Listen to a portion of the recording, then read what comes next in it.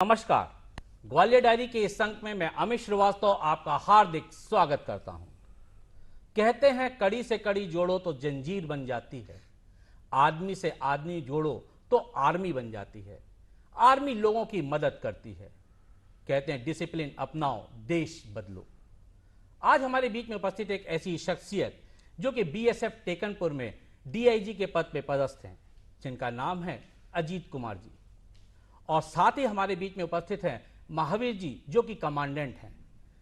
आज हम इनसे जानने चाहेंगे कि Rustam institute of technology engineering college में यहाँ पे बच्चों की शिक्षा दीक्षा किस तरह दी जाती है, यहाँ पर उन्हें किस तरह एडमिशन्स मिलता है और किस तरह के प्लेसमेंट आते हैं जिससे कि बच्चे अपने जीवन को सजा और संवार सकते हैं।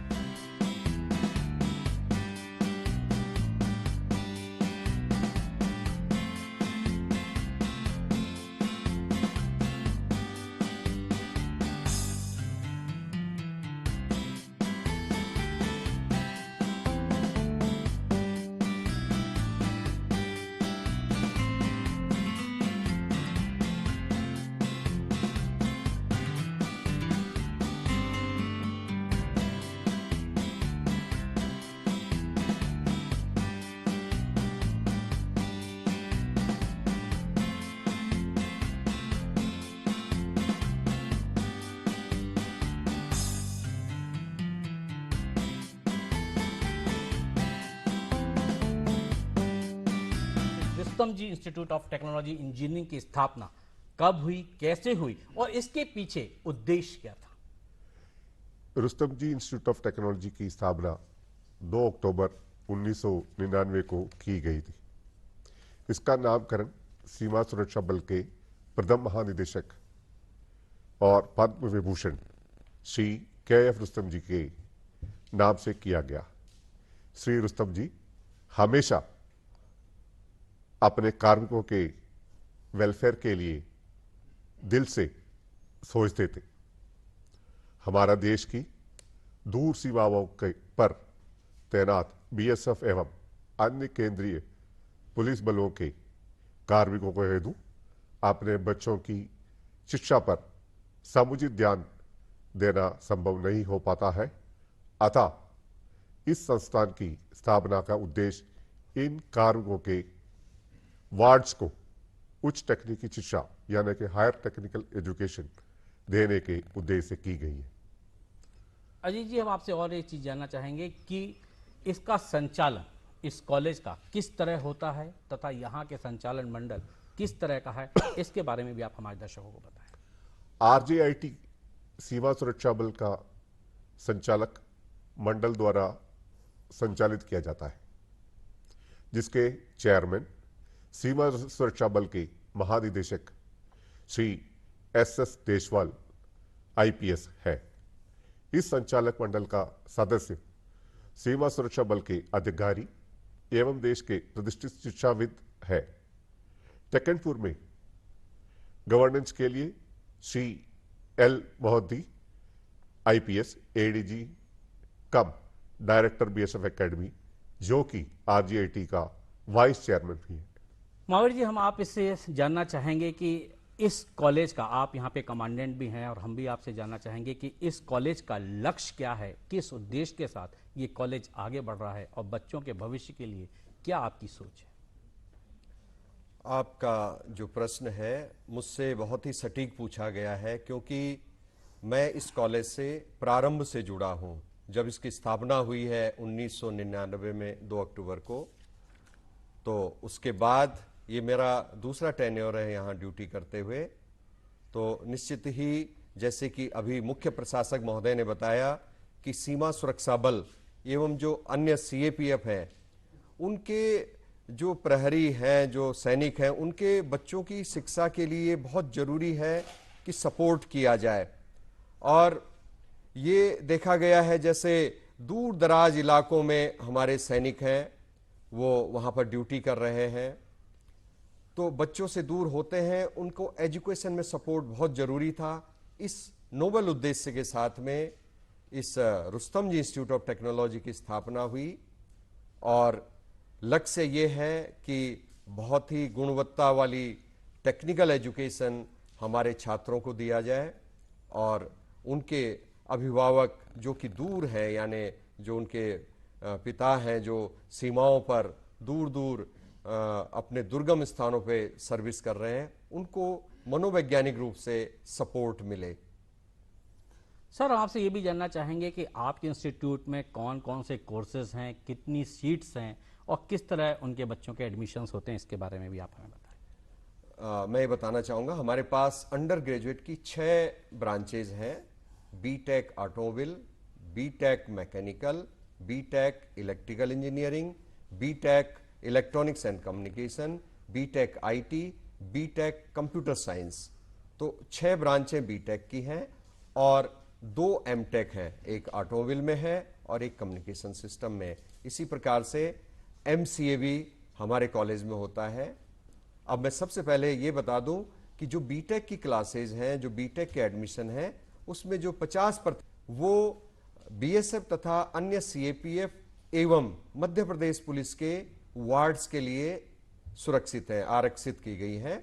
और जो बाकी बची हुई 50% सीट्स हैं वो मध्य प्रदेश लोकल्स के लिए है। और इसका जो स्टार्टिंग होती है एडमिशन की, इसमें भी जैसे अन्य कॉलेजों की भांति हम जेईई में जो बच्चों के मार्क्स आते हैं उससे मेरिट बनाते हैं और उसके अनुसार ही उनकी काउंसलिंग होती है। मुख्यतः कॉलेज एआईसीटी से एफिलिएटेड है, एआईसीटी से रिकॉग्नाइज है और एफिलिएटेड राजीव गांधी प्रौद्योगिकी विश्वविद्यालय भोपाल से है और इसको डीटी के द्वारा रिकॉग्नाइज किया गया है। और यह विद्यालय ग्वालियर से लगभग 30 किलोमीटर दूर है।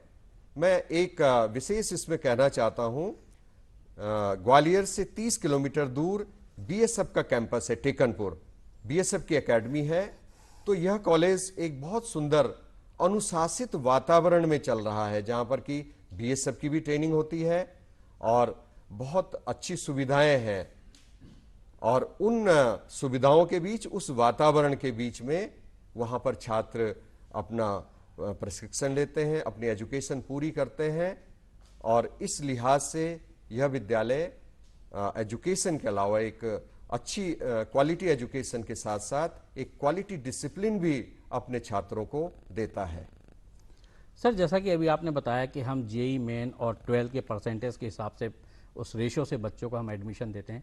अगर किसी बच्चे का बाय चांस परसेंटेज कम होता है या जेई मेन में उसके कम परसेंटेज आते हैं, तो क्या उनके लिए भी किसी तरह की फैसिलिटीज या कुछ सुविधाएं हैं? देखिए, उनको जैसे फर्स्ट काउंसलिंग में यदि नहीं हो पाते हैं तो द्वितीय काउंसलिंग में भाग ले सकते हैं, तृतीय काउंसलिंग में भाग ले सकते हैं। एडमिशन की प्रक्रिया में क्या होता है, कुछ बच्चे जो आईआईटी आदि में निकल जाते हैं तो वो बच्चे सीट खाली कर देते हैं। तो हमें मौका मिल जाता है कि जो बच्चे पहले नहीं हो पाए वो दोबारा से एक बार फिर से आकर के और अपना यहाँ पे एडमिशन सुरक्षित कर सकते हैं। सर, हम एक चीज़ और आपसे जानना चाहेंगे कि जैसे कि लोगों की एक थीम होती है कि टेक्नोलॉजी इंजीनियरिंग कॉलेज है तो यहाँ की फीस बहुत हैवी होगी या बीएसएफ से जुड़ा हुआ है, तो उनके दिमाग में ये रहता है कि हम यहाँ पे जाएं कि नहीं जाएं। वो कई बार प्रवेश भी पत्र नहीं डालते हैं। तो हमारे यहाँ की जो फीस स्ट्रक्चर है, क्या एक मिडिल क्लास का आदमी, एक नॉर्मल आदमी भी एफर्ट कर सकता है? अवश्य कर सकता है। मैं आपको ये जरूर बताना चाहूँगा, जैसे आपने पहला प्रश्न मुख्य प्रशासक महोदय से पूछा था कि इसका संचालक मंडल क्या है, तो जो रुस्तम जी इंस्टीट्यूट ऑफ टेक्नोलॉजी है, आरजीआईटी है, उसका संचालक मंडल बीएसएफ है, यानी बीएसएफ के जो डीजी साहब हैं वो अध्यक्ष हैं और उनके अंतर्गत ये विद्यालय चलता है। तो यहाँ पर किसी भी प्रकार का कोई हिडन चार्जेज और इस ढंग की कोई चीज़ नहीं है। जो फी है वो फी भी जो मध्य प्रदेश की अथॉरिटी है, एनुअल फी रेगुलेटरी कमेटी जो होती है, वो लोग फिक्स करते हैं और बहुत ही नॉमिनल फीस होती हैं। आप इसके हमारी वेबसाइट पे जा सकते हैं rjit.org में, और उसमें पूरा विस्तृत इसका विवरण है फीस का। और मध्यम वर्ग, लोअर मध्यम वर्ग एवं जो और भी समाज में आर्थिक रूप से बहुत कमजोर लोग हैं वो भी इसको अफोर्ड कर सकते हैं। अजीत जी, हम आपसे ये भी जानना चाहेंगे कि आपके कॉलेज के अंदर और कॉलेजों की तुलना में क्या विशेषता हैं, किस तरह आपका कॉलेज भिन्न है, इसके बारे में भी आप हमें बताएं। आरजेआईटी जो है स्पेशली ऐसे इंस्टीट्यूट है जहां पर बहुत सारे लैब है जो कि अलग अलग ऑडी इंडिया और एलजी और भी बहुत सारे इंडस्ट्रीज, और जहां से हमारे बच्चे पढ़ के ऐसे इंस्टीट्यूट से पढ़ के वहां पर जाके इंडस्ट्री में काम कर सकते हैं, ताकि प्लेसमेंट वगैरह ज़्यादा से ज़्यादा मिलने का उम्मीद है। इसके अलावा हमारे पास इंटरनेट फैसिलिटी है जो कि बहुत ही हाई लेवल का है, नेशनल लेवल का है। और इसके अलावा हम एमओयू भी साइन किया है वेरियस एनआईटीज़ के साथ, जो एनआईटी जलंधर के साथ अभी अभी हाल ही में हमने किया है। और इसके अलावा इसमें बच्चों का पढ़ाई के अलावा उनको शारीरिक इम्प्रूवमेंट के लिए योगाभ्यास और स्पोर्ट्स, बहुत सारा स्पोर्ट्स हमारे पास फैसिलिटीज़ है, इसमें बास्केटबॉल, वॉलीबॉल और लॉन टेनिस, ये सारे हैं। और हमारा बॉर्डर सिक्योरिटी फोर्स का इंस्ट्रक्टर्स भी इनको सिखाने के लिए हर वक्त तैयार रहते हैं। इसके अलावा एनसीसी और एनएसएस जो नेशनल सर्विस स्कीम जो है भारत सरकार का है, ये भी इसमें ट्रेनिंग दिया जाता है। सर, जैसा कि आप जानते हैं कि हम कितना भी पढ़ लें लिख लें, लेकिन हमारा अगर व्यक्तित्व नहीं है तो हम पे कुछ भी नहीं है।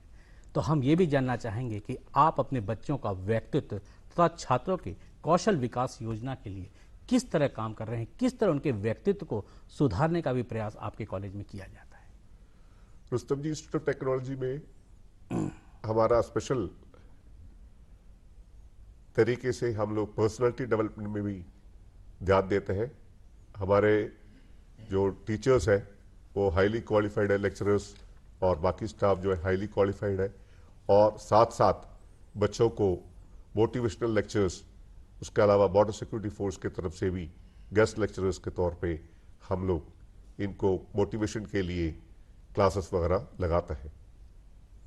महावीर जी, मैं आपसे जानना चाहूँगा कि हमारे कॉलेज में किस तरह के प्लेसमेंट आते हैं जिससे कि बच्चे अच्छे से अच्छा प्लेसमेंट लेके, क्योंकि आज हर बच्चे की इच्छा होती है कि वो देश से विदेश जाए, तो हमारे यहाँ पे किस तरह का प्लेसमेंट आता है, किस तरह बच्चे आगे बढ़ सकते हैं और किस तरह वो अपने लक्ष्य या अपनी सोच को पूरा कर सकते हैं, इसके बारे में भी आप।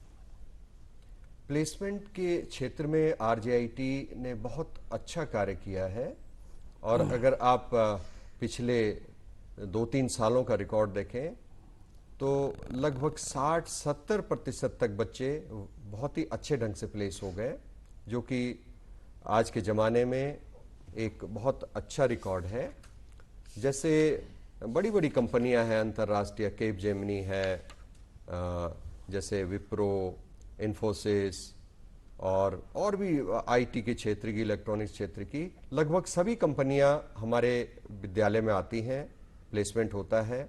और सरकारी नौकरियों में भी मैंने देखा, स्पेशली आर्म फोर्सेज में, आर्मी, एयरफोर्स, नेवी में हमारे छात्र जो हैं ऑफिसर बन के गए हैं टेक्निकल क्षेत्र में। और लगातार जो है, जैसे मुख्य प्रशासक महोदय ने बताया कि इनका हम पर्सनैलिटी डेवलपमेंट करते हैं, तो जो टेक्निकल स्टडी है उसके साथ साथ पर्सनैलिटी डेवलपमेंट से उनको इंटरव्यू में फायदा होता है और कौशल विकास तो हो ही रहा है उनका। तीसरा, हमारे छात्र एक अलग से दिखाई देते हैं उनके अनुशासन के कारण कि वो बीएसएफ की जो एनवायरनमेंट है अनुशासन का, जैसे मुख्य प्रशासक महोदय ने बताया कि प्रातःकालीन ही जैसे पीटी करना, योगा करना और बहुत अच्छे अपने ड्रेसअप होना बहुत सुंदर ढंग से, तो उनके पूरे पर्सनैलिटी में जो आपने व्यक्तित्व शब्द का उपयोग किया था वो बहुत डेवलप हो जाता है। और जो उनकी तकनीकी अध्ययन है उसमें ये उनका जो व्यक्तित्व है वो 4 चांद लगा देता है। इस कारण हमारे छात्र बहुत आगे निकले हैं प्लेसमेंट में। और आज हम जब अलमुनाई को देखते हैं, अपने पूरा जो हमने सारे अलमुनाइज को जोड़ा हुआ है अभी, तो हम देखते हैं कि विदेशों में भी बहुत अच्छी अच्छी कंपनियों में और बहुत अच्छे पैकेज पर हमारे छात्र कार्य कर रहे हैं और लगातार इस कॉलेज के संपर्क में है। और उनका उद्देश्य होता है कि जो भी छात्र, उनका छोटा भाई यहाँ से पास आउट होता है, उसको भरपूर सहयोग वो लोग देते हैं। तो ये प्लेसमेंट के क्षेत्र में RJIT का महत्व है। दर्शकों, अब आइए हम देखते हैं और मिलते हैं उन बच्चों से जो यहाँ पे पढ़ रहे हैं, शिक्षा ले रहे हैं, उनका इसके बारे में क्या अनुभव है, क्या सोचते हैं। Hello everyone, my name is Abhishek Agrawal. I am from Automobile Engineering 2017 batch. I provide my sincere thanks to Training and Placements at RJIT for providing me the opportunity to get selected in TVS Motor Company in my final year. My name is Abhishek Kataria. I am a computer science student, currently pursuing my BE from Rustomjee Institute of Technology. My up-to-date CGPA is 8.69. I am very glad to share my positive journey of BE at RJIT. Kangsha Mehra, BE final year from Automobile Department. They say with education, all-round development is necessary for a budding engineer. That's what RJIT imbibed in me. My experience in college has given me a chance to sharpen my skills in my field of choice. Hi everyone, my name is Aman Sangwan and I'm a graduate of Electronics and Communication Engineering from 2008 batch from RJIT. I am currently working at Apple and based out of San Francisco, US. I am fortunate to be part of iPhone operations team at Apple, where I get to work on design, development, and execution of next generation iPhone programs and bring new technologies to the market. Well, during my time at RJIT, there were three things that I would like to call out were pretty amazing. The first thing I would like to call out was discipline. During the time at RJIT, what I felt was the umbrella of Border Security Force really helped the students stay focused, committed to the education, and kept away from all the unnecessary distractions. I've had a chance to visit several universities and schools after my time at RJIT, and what I felt it was an important factor in keeping me and my peers grounded and focused. This is Himanshu Pant from RJIT, Electrical Engineering final year. My journey with RJIT was a great experience as I got to learn about my technical ability and practical skills. Also, I would like to thank my whole electrical faculty and TNP sir for guiding me towards my future goals and helping me in various situations. The time I spent with RJIT was very precious and irreplaceable. Also, I would like to thank everyone who helped me through. Thank you. Mahavir ji, हम आपसे एक ये चीज़ जानना भी चाहेंगे कि जैसे technical की बात करते हैं तो एक प्रयोगशाला का एक अपने आप में एक महत्व होता है कि हमारी अगर प्रयोगशाला बच्चे जब तक टेक्निकल उनको नॉलेज नहीं होगी तब तक वो आगे इम्प्रूव नहीं कर सकते, आगे बढ़ नहीं सकते। तो हमारे यहाँ की प्रयोगशाला और कॉलेजों की तुलना में कितनी भिन्न है, किस तरह की यहाँ पर हम टेक्निक बच्चों को सिखाते हैं कि जिससे बच्चे ऊंचे से ऊंचा और बड़े से बड़े अपने कद को बढ़ा सकें और अपने आप को कहीं भी जा करके कहीं ऐसा महसूस ना करें कि हमको इनसे हम कम हैं या कमज़ोर हैं। इसके लिए भी आप जो निश्चित है प्रयोगशालाओं की बात आती है, बॉर्डर सिक्योरिटी फोर्स ने इस विद्यालय में जो सिलेबस के अनुसार जितनी प्रयोगशालाओं की जरूरत थी वो सारी बनाई है और बहुत उच्च कोटि की प्रयोगशालाएं बनाई हैं, चाहे इलेक्ट्रॉनिक्स के क्षेत्र में हो, कंप्यूटर साइंस के क्षेत्र में हो, आईटी के या ऑटोमोबाइल के क्षेत्र में हो। इसके अलावा जो मल्टीनेशनल कंपनीज हैं जैसे ऑडी इंडिया लिमिटेड है, तो इन्होंने एक बहुत सुंदर कार्यशाला हमारे पास बनाई है। बच्चों के ट्रेनिंग के लिए इन्होंने 2 ऑडी कार दे रखी है और जो एक्स्ट्रा आवर्स है, यानी जैसे विद्यालय 5 बजे बंद हुआ उसके बाद ऑडी की क्लासें चलती हैं और वो बच्चों को तैयार करते हैं। 15 से 20 बच्चे वो तैयार करते हैं और जब प्लेसमेंट की बात होती है जिस समय फाइनल के बाद, तो वो उनको प्लेसमेंट देने में पूरी सहायता करते हैं। इसी प्रकार से LG India limited, LG electronics के बहुत इक्विपमेंट्स बनाती है जो इस समय कस्टमर और पूरे मार्केट में छाई रहती हैं। तो एलजी इंडिया ने भी अपनी एक बहुत सुंदर यहाँ पे कार्यशाला बनाई है सिखाने के लिए। उसमें अलग अलग तरह के इक्विपमेंट, जैसे वो टीवी बनाते हैं, फ्रिज बनाते हैं, बहुत सारी चीजें बनाते हैं, तो उनकी टेक्नोलॉजी भी वो हमारे बच्चों को सिखाते हैं। तो हमारे बच्चे अपने कॉलेज आवर्स के बाद एक्स्ट्रा टाइम दे करके इन चीजों को सीखते हैं। तो जहां तक कार्यशाला या वर्कशॉप का सवाल है, तो हम काफी भिन्न हैं दूसरों से और इस क्षेत्र में अच्छा कार्य कर रहे हैं।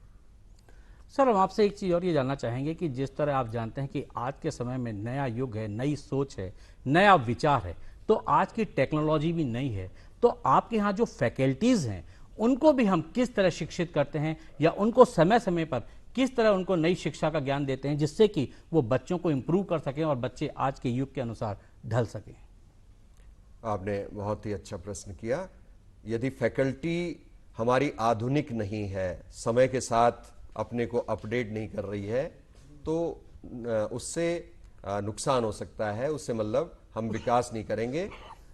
हम बड़ी रिनाउंड जो IITs हैं और इवन हमने विदेशों से भी संपर्क करके यूनिवर्सिटी से अपनी फैकल्टी का उनके साथ में इंटरेक्शन कराया है, वर्कशॉप्स कराई हैं।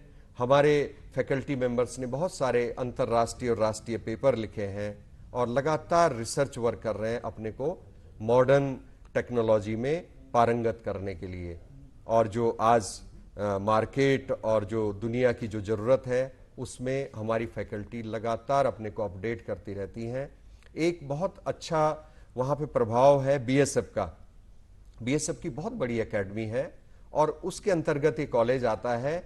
तो BSF के भी जो रिक्वायरमेंट्स है टेक्नोलॉजिकल, उसमें भी हमारी फैकल्टी योगदान देती है अपने छात्रों के सहयोग से। आपके यहाँ पे सर हम एक चीज़ और आपसे जानना चाहेंगे कि किस तरह से आप लोग वहाँ पे एनुअल फंक्शंस में बच्चों को उनकी पर्सनैलिटी डेवलपमेंट पे किस तरह वर्क करता है आपका कॉलेज, इसके बारे में भी जरूर बताएं। पर्सनैलिटी डेवलपमेंट के कई पहलू हैं। जैसे सबसे पहले हो गया कम्युनिकेशन स्किल।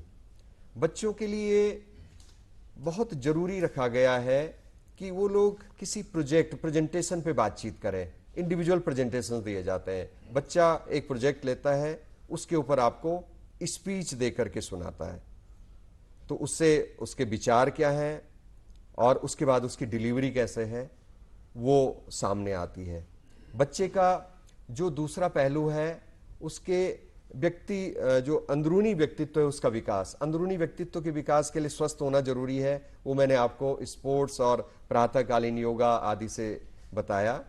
इसके अलावा हम इन लोगों का इंटरेक्शन जो अपने BSF के अधिकारी हैं, जो विभिन्न क्षेत्रों में कार्य कर चुके हैं, जो सीमाओं पर दुश्मनों से लड़ चुके हैं, उन लोगों से इंटरेक्शन कराते हैं। तो हमारे छात्रों को बहुत अच्छा एक्सपोजर मिलता है उनके व्यक्तित्व को अच्छा करने के लिए।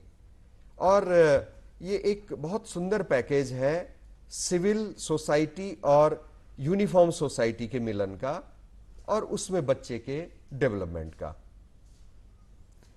महावीर जी, अंत में आप हमारे दर्शकों को अपनी ओर से क्या संदेश देना चाहेंगे?